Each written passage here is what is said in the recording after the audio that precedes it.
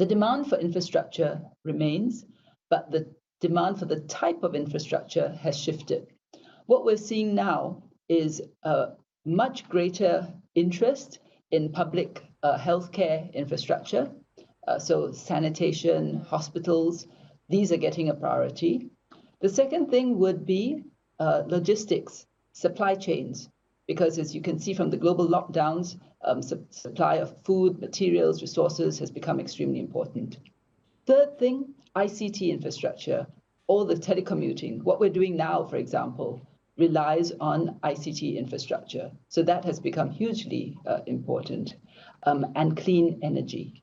That too, we've seen cleaner skies, we've seen fresher air, we've seen the animals come back, and there's really a renewed interest in green, clean, and renewable energy. So that's the demand part. But the next thing is that governments have now had to shift significant parts of their national budgets towards fiscal stimulus or otherwise dealing with COVID-19. That means that the amount of money that national governments would have had for infrastructure has been diverted to COVID-related programs. And this in turn means that the need for private sector capital, private sector funding has become even greater. So the need for PPP has increased.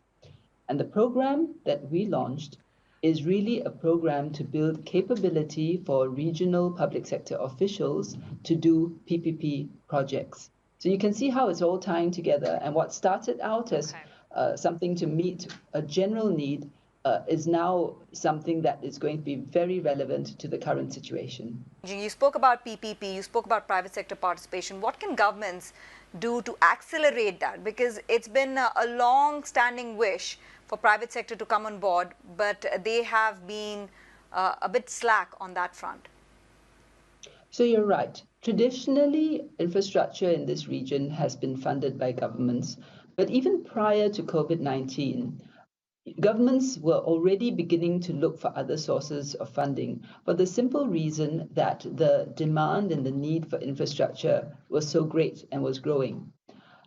With COVID-19, that has actually accelerated it and given greater impetus because, as I have explained, government funding is now going to have to be diverted into supporting the economy, into putting in stimulus packages, into social programs. And that, again, means a greater need for funds from the private sector into infrastructure. So what has been missing is firstly, connecting the supply and demand, which is a space in which Singapore has attempted to contribute to filling the gap by setting up Infrastructure Asia, which is a platform to connect infrastructure supply and demand. That's one. But the other real big obstacle to private sector funds coming in was poor structuring. If a project is not well structured, private sector investors are just not going to put their money there. So the key is good structuring, and that requires capability building, and that was, and as well as good regulatory frameworks, and that was what led to the idea of the capability program.